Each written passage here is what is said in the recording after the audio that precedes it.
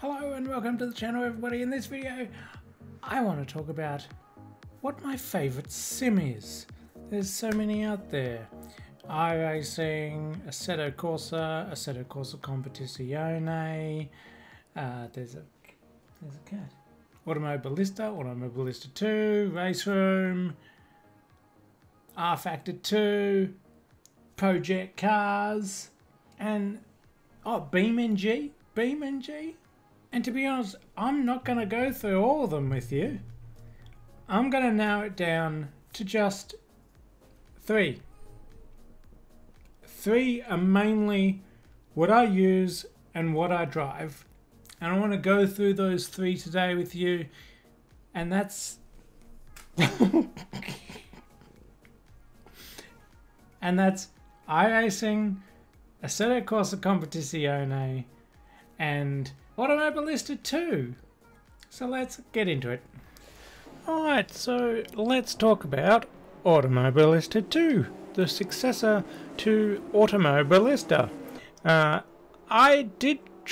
actually bought Automobilista when Automobilista 2 first came out, and I wasn't impressed, actually. I drove around the track a few times and then I deleted it, and I never really played it again. But when Automobilista 2 came out, a lot of the YouTubers here on this platform said it was amazing. And so I'm like, you know what? Okay, I'll give it a shot.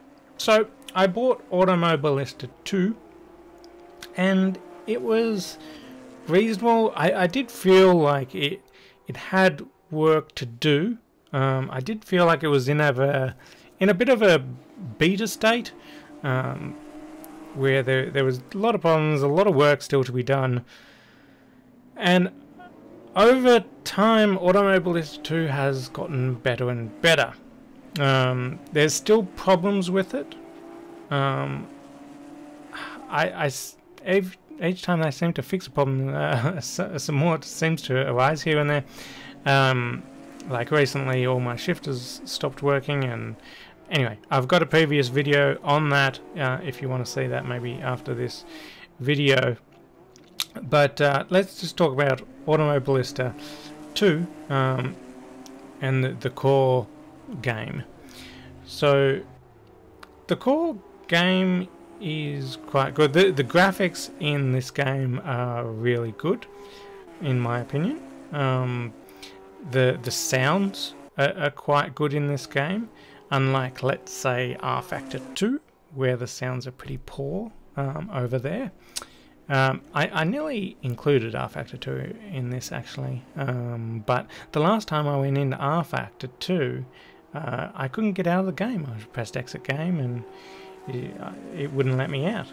I pressed Alt F4 and Control Delete and everything. It wouldn't even let me out. So yeah, R-Factor 2 does not get a showing here because I don't want to be stuck in that game again. I just had to turn the whole computer off, like by the power button, which is terrible. Anyway, back onto Automobilista 2. The game itself is quite good, graphics wise, sound wise.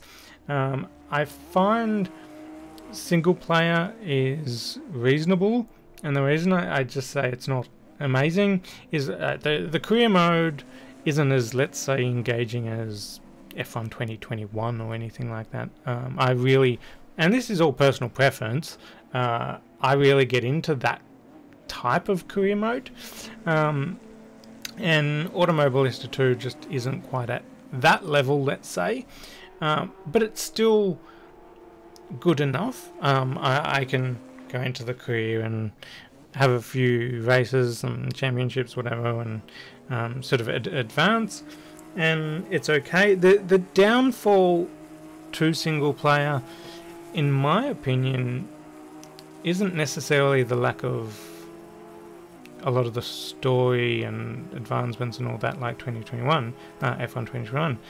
It's more the AI that needs more work and improvement on this game.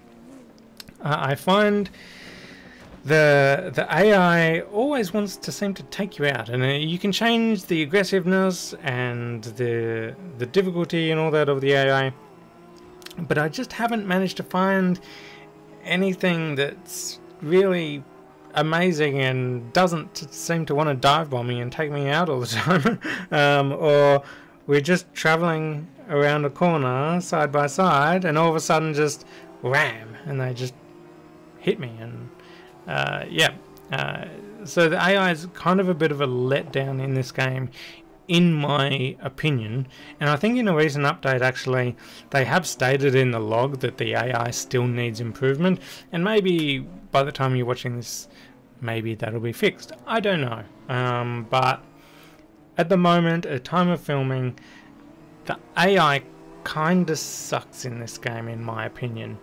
And one of the letdowns here, especially if you're looking at single player, in terms of the physics of the game, with the version 1.3 update we got late last year, it has gotten better.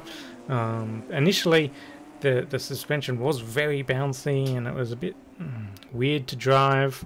It was still reasonably fun though. Since 1.3, it has gotten better. It is now better to drive now. The tires seem to work a bit better. Wet weather and all that's good. And that's another thing with this game. There's a lot of different cars and a lot of different track combinations, and not just that. There's a lot of different weather combinations. That's something, in my opinion, of the 3 games that I'm showing here, Automobilista 2 has the best of. Like, best amount of cars, best amount of tracks, best amount of weather conditions, data to go back on certain days and weathers, and that Automobilista 2 hands down wins in that regard compared to, let's say, ACC, where you've only got sort of GT3s and GT4s and that kind of thing. Automobilista 2 has a lot more than that. You can go to P1 cars, P2 cars, GT3 cars, GT4, Mini Coopers, Formula style cars. There's a lot of different varieties that you can pick from an Automobilista 2, and in my opinion, it's definitely worth the buy. In saying that, let's move over to iRacing. iRacing came out in 2008. As I write this, it's now 2022. So it's been out for quite some time. There's not many racing games that are still actively being played that were made in 2008. The reason iRacing is still being played by the thousands per day since 2008 is the multiplayer experience. In iRacing, it's very multiplayer based. If you want to race online against actual people and you're not really into single player so much and all that, just racing actual people, I mean, iRacing is the place to be. iRacing attracts not just sim racers worldwide, but also Formula 1 drivers like Max Verstappen and Lando Norris, and NASCAR drivers and supercars drivers and actual race car drivers quite commonly use the iRacing platform. While some things like the tyre model have been criticised over the years, the fact is iRacing has still been the pinnacle of multiplayer online racing. Since it did come out in 2008, it does have its drawbacks compared to some of the newer competition of AMS2 and Assetto Corsa Competizione, and that's obviously the graphics. The graphics haven't changed too much since 2008. I initially became a member of iRacing back in 2011 under a different account to what I use now. Initially, I don't think it was on Steam back then. But I now have a Steam account, which, to be honest, I kind of regret, but I've spent money on it now, and now I can't really go back. Anyway, if you're looking to get a membership with iRacing, I'd probably recommend not going through Steam, just my opinion. Maybe I'll make a different video on that, but I don't really want to get into that too much in this video. But iRacing is got it handles well, despite the gravity. It's got VR implementation, which is good. So does Automobilista too, actually, mind you, which I didn't mention. And the VR implementation in AMS2 is great as well. Again, the graphics are not quite as good with iRacing, but iRacing tends to just work, and it works quite well.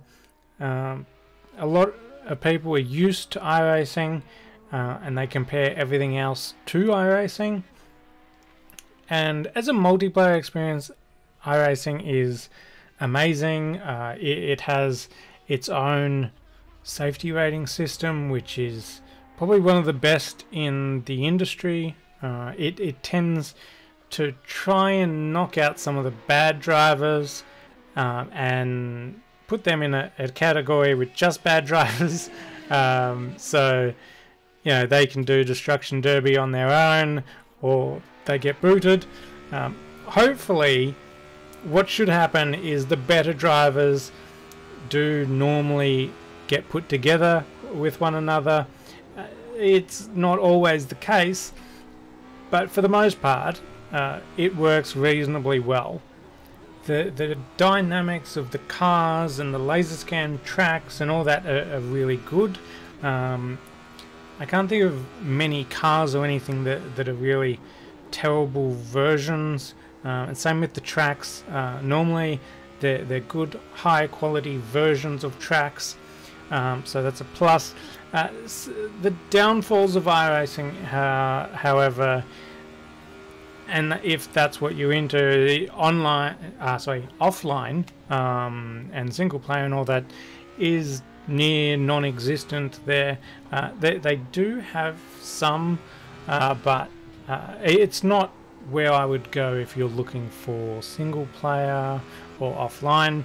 There is time trials, which you can just go around just smashing around doing what you want, I guess, just doing some hot laps or whatever. But the downfalls, I would say, is the price. iRacing is a subscription model. You do pay by the month or by the year, or however you'd like to pay. It's an ongoing cost, and on top of that subscription, you don't get all the cars, you don't get all the tracks. You have to pay for each track, each car.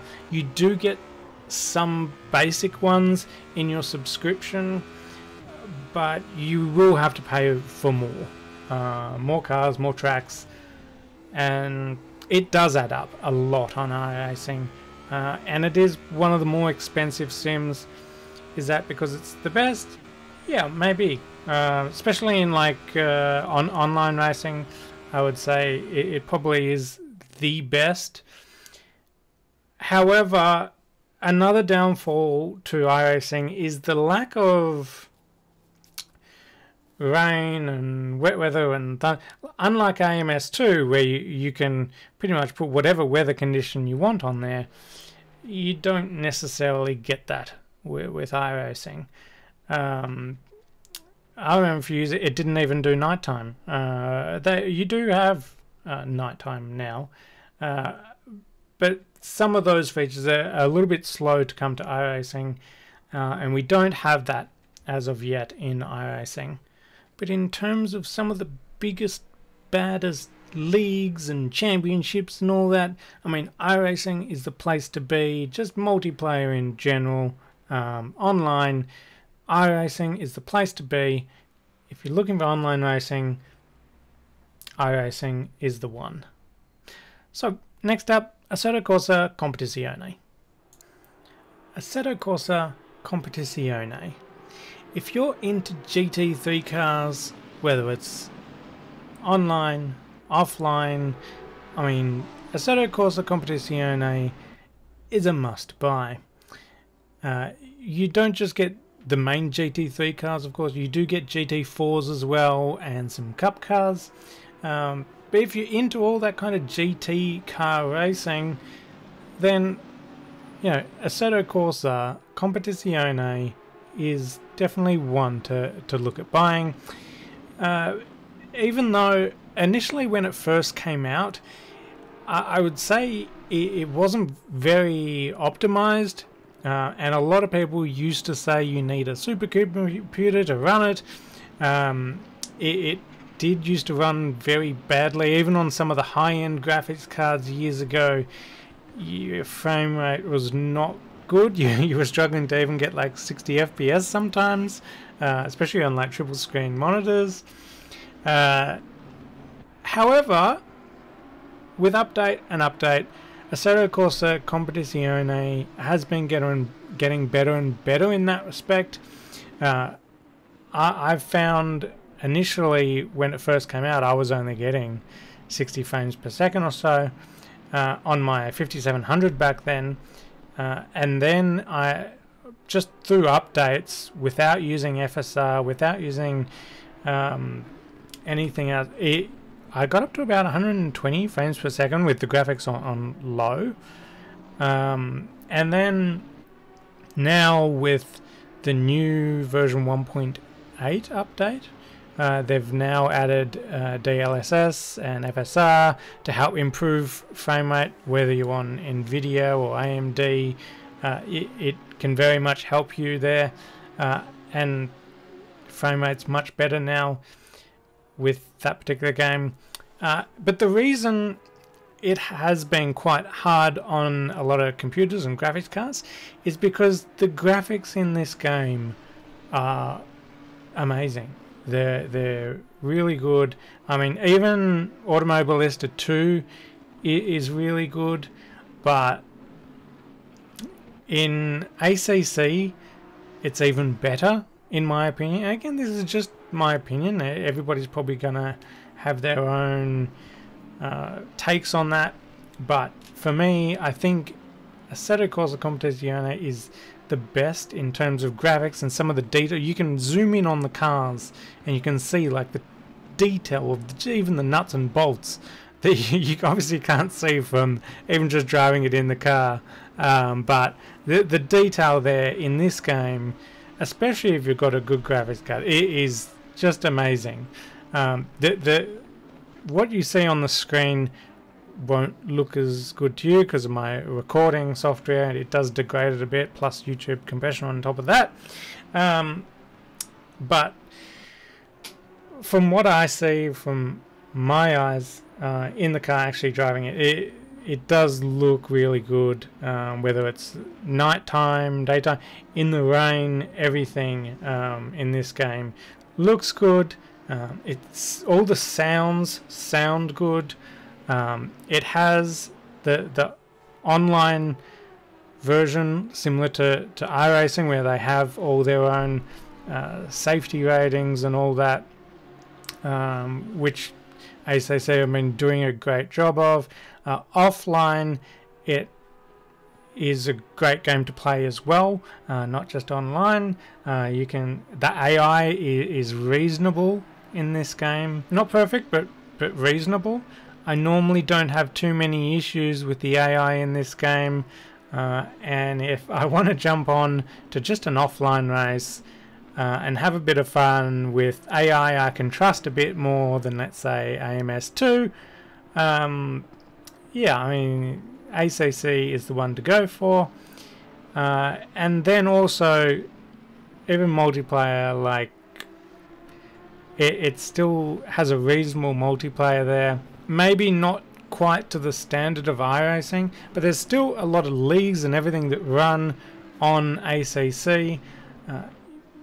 GT cars might not be your thing, so maybe give ACC a miss if that's not your thing. But if you're just mainly into GT cars, and that's mainly what I like to drive personally, I really like ACC. The handling is quite good. The tyre model is quite good. There's not many bad points to ACC in my opinion. It just seems to handle well, has a reasonable amount of GT3 cars and GT4 cars that you can choose from. The tracks are pretty... The biggest downfall to ACC in my opinion is there's no Nordschleifer, right? I mean, everybody wants the Nordschleifer, and ACC doesn't have that. And that's the biggest downfall to ACC in my opinion. It's not the lack of any other cars other than GT3, GT4. It's the Nordschleifer. Why don't we have the Nordschleifer? I mean, if you want to just mainly do a GT3 car game, GT4 car game, and then not add the Nordschleifer? Come on, man. I mean, they've got the Nordschleifer in Assetto Corsa. Surely they can, like, at least port a reasonable version of it over. I don't know. I know it would be a lot of work to do it from scratch, let's say, like Automobilista 2 did. But for me personally, in a game like this that is just all about GT cars, I mean, one of the biggest races of the year is like the 24 hours of the Nordschleife, in my opinion. So why doesn't it have it? It needs to have it, in my opinion.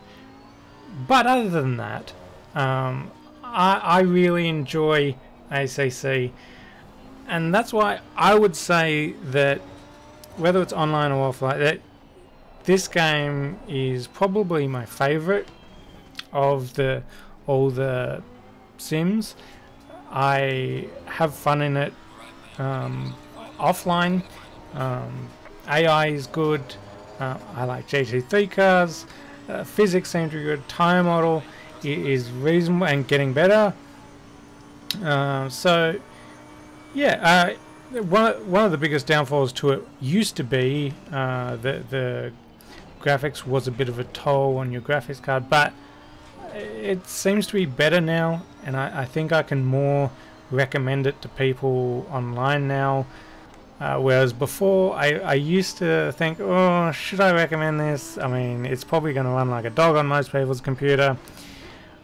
But now, not so much. I think that has gotten much better now, and I'm quite happy to recommend ACC to people, unless you're running on a laptop with no graphics card or something. But other than that, like with FSR and DLSS and all that, there should be at least a way to get reasonable frames per second, whether it's 60 FPS or of what monitor you're probably running, or 100.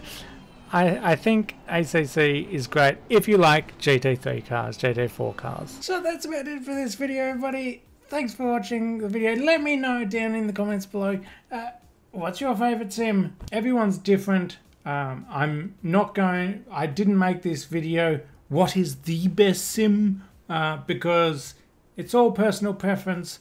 One person's going to say iRacing, one person's going to say this, that. That's my personal favourite. That's my go-to. Thanks for watching, everybody. Hit that like button if you like to, subscribe for more videos, and I'll see you in the next video.